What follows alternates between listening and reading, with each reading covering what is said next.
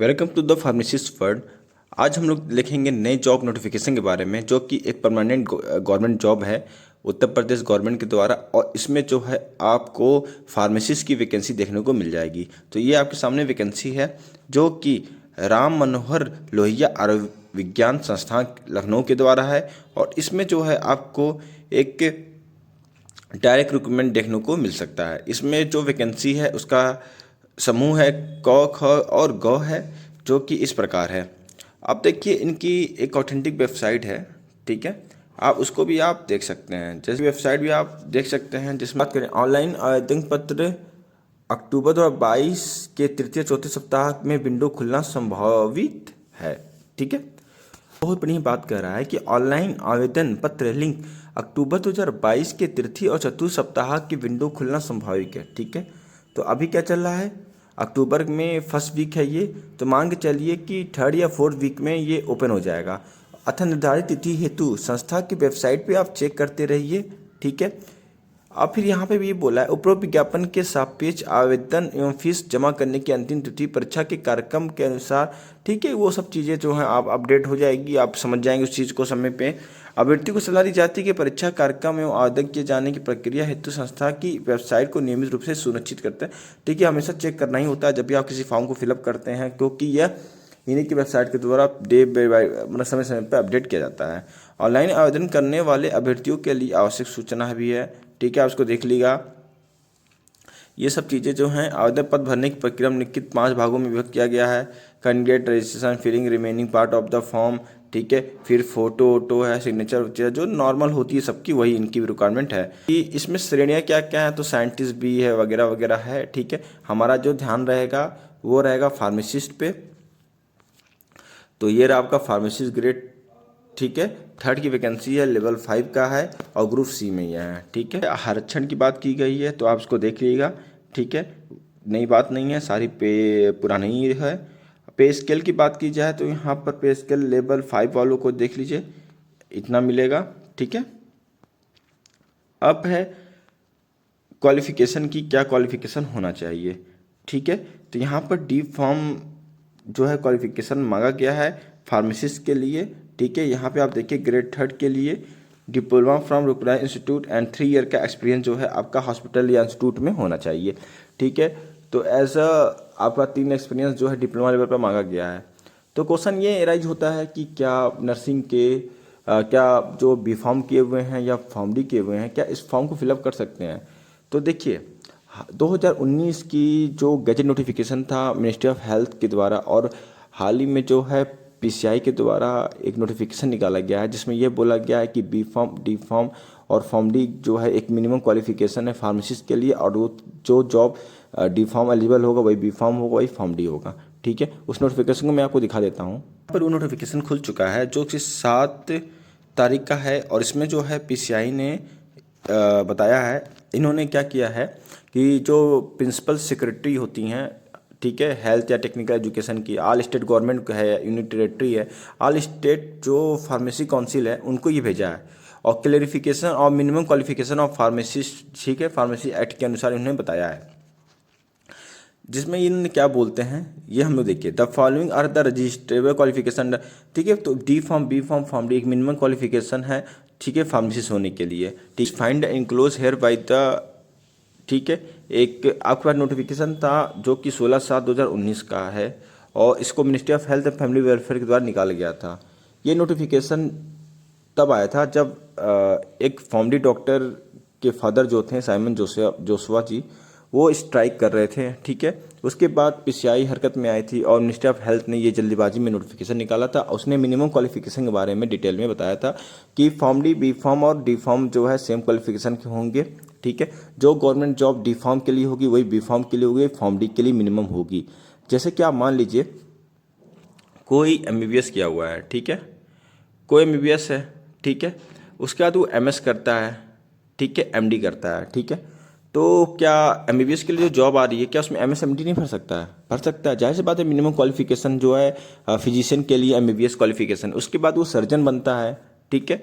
Surgeon बन जाता है या कोई स्पेशलाइज फिजिशियन बन जाता है, वो अलग बात है, ठीक है। तो मिनिमम क्वालिफिकेशन ये डिसाइड कर दी गई थी। उसके बाद जो स्पेशल लेवल पे जो भी जॉब आती है, चाहे सर्जन लेवल पे हो, चाहे न्यूरो सर्जन हो, कार्डियक सर्जन हो, तो उस लेवल पे उसको उसकी जॉब लगती है। उसी प्रकार जो है यहाँ पर भी क्वालिफिकेशन की बात की जाए तो minimum qualification D pharm, B pharm और फार्म डी के लिए फार्मासिस्ट है, तो वो सारे जॉब जिस पे डी फार्म की निकलेगी, बी फार्म, ठीक है, उस पर जो है बी फार्म और फार्म डी आल्सो एलिजिबल होगा गवर्नमेंट जॉब के लिए, ठीक है। तो उसमें टेंशन की बात नहीं है। यहाँ पे नोटिफिकेशन में जो राम मनोहर लोहिया का निकला है, उसमें उनकी कमियां या वो जानते नहीं होंगे, इस कारण वो नोटिफिकेशन कैसे निकाले हैं। तो यहाँ पर क्या नाम है, आपको जो है क्वेश्चन मार्क करके जो है जो भी इनकी ऑथेंटिक हेल्थ जो जॉब पोस्ट निकालती है, उससे आपको ये क्वेश्चन एराइज करने चाहिए। जो गैजेट नोटिफिकेशन था गवर्नमेंट का, उसको मैं दिखा देता हूँ, जिसको पीसीआई ने रिसेंटली 7/10/2022 को अटैच करके क्लियरफाई किया था। तो ये देखिए हमारा है गैजेट नोटिफिकेशन, जिसमें कि बताया है कि इसमें बी फॉर्म, फॉर्म डी और डी फॉर्म मिनिमम क्वालिफिकेशन है फार्मासिस्ट के लिए। जहां डी फॉर्म एलिजिबल है, बी फॉर्म एलिजिबल है, फॉर्म डी ऑटोमेटिक वहां पर गवर्नमेंट जॉब के लिए एलिजिबल होगा, ठीक है। तो यहाँ पे देखिए केंद्र सरकार का यहाँ पर है, जिसमें 1948, ठीक है, धारा 3 के तहत जो है भारतीय बेसिक परिश्रम पीसीआई के अनुशंसा में ये, ठीक है। यहाँ पर मैं इसको इंग्लिश सब्स्टिट्यूशन में कर देता हूँ, ठीक है।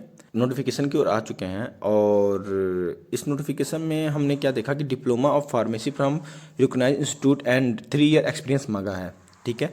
मैं आपको कुछ चीज़ें दिखा देता हूँ कि इसमें क्या चीज़ कमी है और क्या चीज़ की इसमें आपको ज़रूरत है, क्योंकि गवर्नमेंट जो है फार्मेसिस्ट को पैरामेडिकल में कंसिडर करती है, स्टेट गवर्नमेंटेड।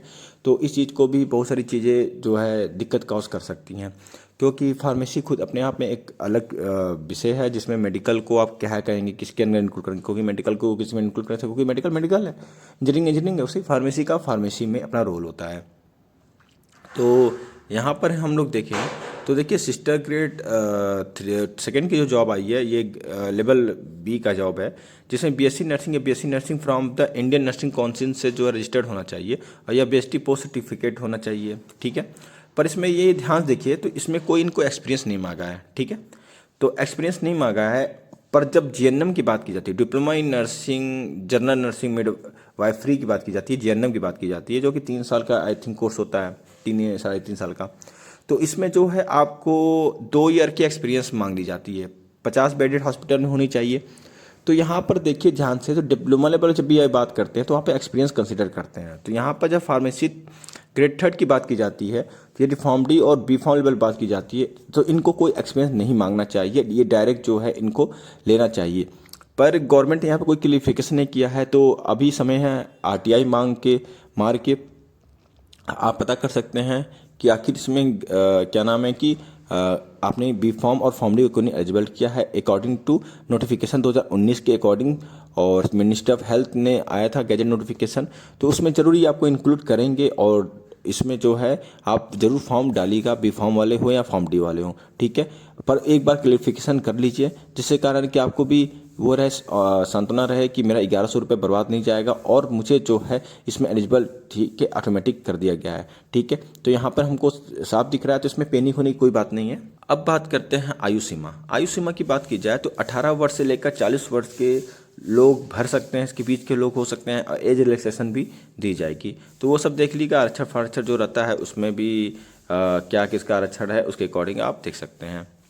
फिर है इसमें एप्लीकेशन फ़ी की बात की जाए तो 1000 जो है, यदि आप EWS या OBC के हैं या जनरल कैटेगरी के हैं, तो दोनों का फीस जो है 1080 रुपये, 1180 रुपये लगेगा, मतलब 1180 रुपये लगेंगे, ठीक है। इसमें GST इंक्लूड किया गया 18% का, ठीक है। और यदि आप SC ST के हैं तो 708 रुपये आपको बस देनी पड़ेगी, और यदि आप विकलांग हैं तो उसमें फ्री ऑफ कास्ट है। फिर इसमें बात करते हैं, तो ये वेबसाइट है इनकी, इस वेबसाइट पे जाके आप जो है इस फॉर्म को फिलअप कर सकते हैं, ठीक है। और इसमें जो है यदि अभ्यर्थी एक से अधिक पदों के लिए आवेदन करता है, तो ऐसी दशा में आवेदन करने वाले उम्मीदवारों को प्रत्येक पद के लिए अलग अलग आवेदक के साथ साथ अलग अलग आवेदक शुल्क जमा करनी होगी, ठीक है। तो आपको जो है यदि लगता है कि आपकी क्वालिफिकेशन क्राइटेरिया एक से अधिक पद को चयनित होती है, क्योंकि बहुत लोग जो होते हैं ग्रेजुएशन भी कर लेते हैं, ठीक है, BSc USC कर लेते हैं, तो उनके लिए भी क्वालिफिकेशन दी गई है, एक्सपीरियंस मांगा गया है। यदि आपको लगता है एलिजिबिलिटी है तो उसमें आप फिलअप कर दीजिए, बिना अधूरा है फॉर्म। तो एग्ज़ाम क्या होगा, कैसे होगा, ये सब चीज़ों को हम लोग देखेंगे। तो ये एक जो है कंप्यूटर बेस्ड टेस्ट करवाएंगे, ठीक है। और इसमें जो है ये एग्ज़ाम के थ्रू जो है आपका इसमें एडमिशन लेंगे।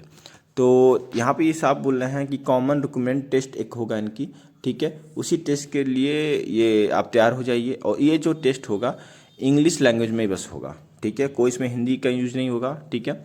और कॉमन रिक्रूटमेंट जो CRT होगी आपकी, वो 2 आवर्स का एग्ज़ाम होगा जिसमें 100 मार्क्स होंगे। It contain the multiple choice question होंगे जिसमें 60 मार्क्स जो होगा आपके सब्जेक्ट से ही होगा, ठीक है, कॉमन है। और 10 मार्क्स जो है इंग्लिश से, 10 मार्क्स इंग्लिश से और मतलब कि जीके से, और 10 रीजनिंग होगा, 10 मैथ होगा। तो कुल मिला के GS भी आपके में आएगा और 60 मार्क्स का जो होगा खुद का सिलेबस होगा। तो ज़्यादा डरने की बात नहीं है, बहुत ही बढ़िया ऑप्शन है। और इसमें जो है आपको बहुत सारी चीज़ें जो हैं देखने को मिल सकती हैं। फिर बात करें निगेटिव मार्क्सिंग की, तो 1 mark will be negative for the correct answer and the 0.2514 marks will be the deducted for the, ठीक है, ठीक है।